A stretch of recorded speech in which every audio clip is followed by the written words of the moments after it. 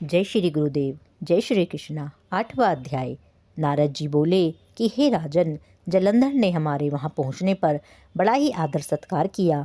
फिर भक्ति भाव और श्रद्धा से पूजन करके विनती करके कहने लगा कि महाराज कहिए, आपका आगमन किस अभिप्राय से हुआ है और मेरे लिए क्या आज्ञा है। हमने कहा कि दैत्यराज, मैं कैलाश पर्वत पर गया था। वहाँ पार्वती सहित शिव अवधूत और उनका वैभव देखकर मैं चकित रह गया।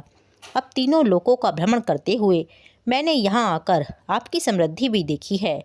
आपकी और शिव की समृद्धि व वैभव में किसी प्रकार का कोई अंतर नजर नहीं आया। केवल तुम्हारा वैभव स्त्री रहित है। कामदेव के शत्रु राग रहित अंग पर भस्म लेपन करने वाले शिवजी के पास स्त्री रतन के रूप में श्री पार्वती जी हैं। ये माना कि तुम्हारे पास भी अनेक सुंदर स्त्रियां हैं, परंतु उनमें से एक भी ऐसी नहीं है जिसकी तुलना पार्वती जी से की जा सके। अतः आपका स्त्री रहित यह अधूरा वैभव देखकर यही निश्चित हुआ कि शिवजी के समान सारे ब्रह्मांड में किसी का भी वैभव नहीं है। उनके पास एकमात्र पार्वती ऐसी स्त्री है जिसको देखकर ब्रह्मा जी ने अनेक अप्सराएं रचाई, किंतु एक भी पार्वती जी के समान नहीं है। नारद जी बोले, हे राजा प्रथु, मैं तो केवल इतनी बात कहकर वहाँ से चला गया, परंतु पार्वती जी की अपूर्व सुंदरता की बात सुनकर जलंधर कामदेव के ज्वर से पीड़ित हो गया और उसी समय राहु को बुलाकर कहा कि तुम अभी कैलाश पर्वत पर जाकर शिव को हमारी आज्ञा सुनाओ और कहो कि त्रिलोकी के राजा अति पराक्रमी जलंधर ने आज्ञा दी है कि 3 लोक के नाथ और सब रत्नों के स्वामी के अतिरिक्त शमशानवासी तथा नरमुंडों की माला धारण करने वाले और जटाजूट धारी अवधूत के पास पार्वती जैसी परम सुंदर स्त्री शोभा नहीं देती। तीनों लोकों का स्वामी होने के कारण सभी रत्न मेरे पास होने चाहिए। चूँकि पार्वती भी स्त्री रूप रत्न है, अतः वह मेरे पास ही शोभित हो सकती है। दैत्यराज जलंधर की आज्ञा सिरधार राहु उसी समय चंद्रमा के समान उज्ज्वल कैलाश पर्वत पर जा पहुंचा और अपनी भयानक दृष्टि से दिदीप्यमान कैलाश पर्वत को काला कर दिया। तब भगवान शिव के द्वारपाल नंदी द्वारा रोके जाने तथा शिव के सन्मुख उपस्थित किए जाने पर राहु ने दैत्यराज जलंधर की ऐसी आज्ञा सुना दी। नारद जी बोले, हे राजा प्रथु, राहु की यह बात सुनते ही महाशिव की दोनों भ्रुकुटियां कमान के समान तन गई। तब उनकी भूमि में एक अति सुंदर पुरुष उत्पन्न हुआ, जो सिंह के समान मुंह वाला था। उसके लाल लाल अग्नि के समान विकराल नेत्र थे और उसके सारे शरीर पर बड़े बड़े बाल खड़े हुए थे। उत्पन्न होते ही वह विकराल भयंकर मुख फैलाकर राहु को खा जाने के लिए आगे बढ़ा, तो राहु भयभीत होकर कहने लगा, हे देवों के देव महादेव जी, एक तो मैं ब्राह्मण हूँ, दूसरा दूत के रूप में आया हूँ, अतः आप कृपा करके मुझे मत मारिए। राहु की यह बात सुनकर भगवान शंकर ने उसको आकाश में फेंक दिया। तब वह भयंकर पुरुष राहु को छोड़कर शिवजी के पास आया और अनन्य विनय करके बोला कि मैं भूखा हूँ, कृपा करके मुझे कुछ खाने को दीजिए। तब शिवजी ने कहा कि तुम अपने हाथ पैरों को खाओ। शिवजी की आज्ञा पाते ही वह अपने हाथ पैरों सहित सारे धड़ को खा गया। जब केवल मुख ही शेष बचा, तब भगवान शंकर ने प्रसन्न होकर कहा कि तुमने मेरी आज्ञा का पालन किया है, इसीलिए तुम्हारा नाम कीर्ति मुख प्रसिद्ध होगा और आज से मैं तुम्हें अपना द्वारपाल नियुक्त करता हूँ। पहले तुम्हारी पूजा होगी, बाद में हमारी। तुम्हारी पूजा के बिना हमारी पूजा निष्फल ही रहेगी। उधर राहु आकाश से बर्बर देश में जाकर गिरा।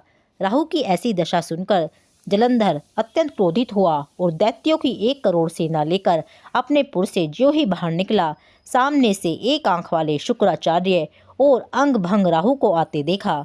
इसके अतिरिक्त और भी अनेकानेक अपशकुन हुए, परंतु यह देखकर भी वह नहीं रुका।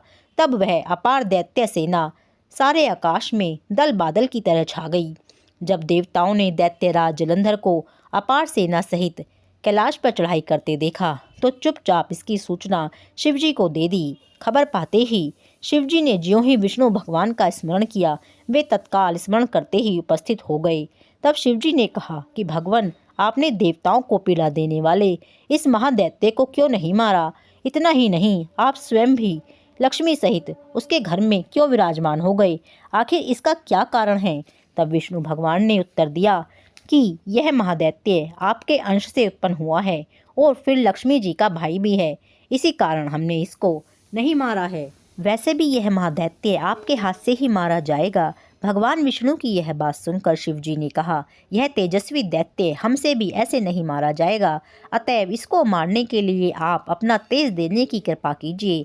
शिवजी के वचन सुनकर श्री विष्णु भगवान सहित समस्त देवताओं ने अपना अपना तेज दे दिया। तत्पश्चात शिवजी महाराज उस तेज को इकट्ठा करके ज्वालामाली, सुदर्शन चक्र और एक वज्र बनाकर जलंधर से युद्ध करने के लिए तैयार हुए। शिवजी के भूत गणों की सेना में समस्त देवता गण भी सम्मिलित हो गए। उधर जलंधर अपनी सेना सहित कैलाश के समीप जा पहुंचा और इधर कीर्तिमुख, नंदी आदि समस्त गण तथा देवताओं की सेना भी युद्ध क्षेत्र में आ डटी। इसके पश्चात देवताओं और जलंधर का ऐसा घोर संग्राम हुआ कि जिससे समस्त भूमंडल कंपायमान हो गया।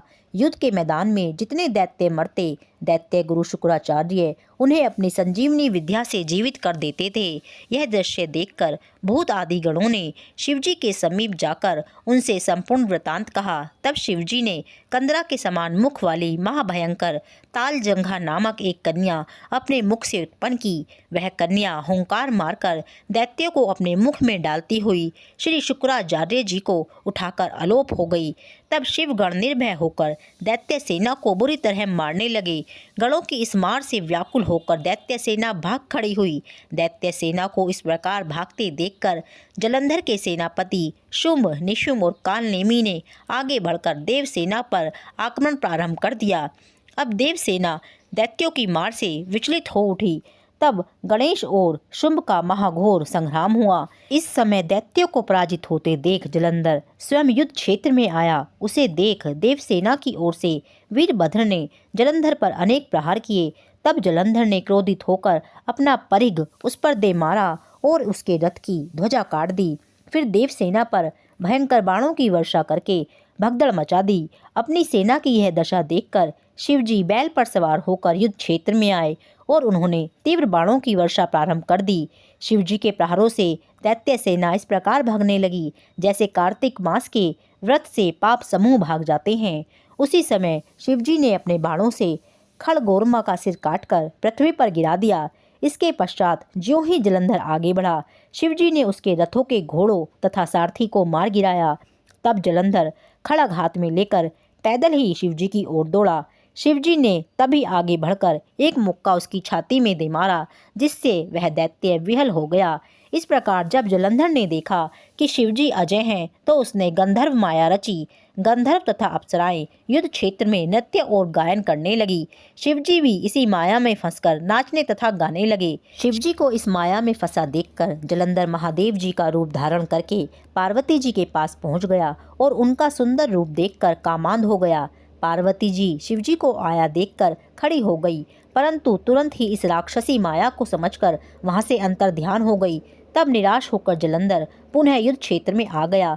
उधर जलंधर के चले जाने पर पार्वती जी ने ज्यों ही भगवान विष्णु का स्मरण किया, वे तत्काल उपस्थित हो गई और उन्होंने जलंधर के शीघ्र मारे जाने का आश्वासन दिया।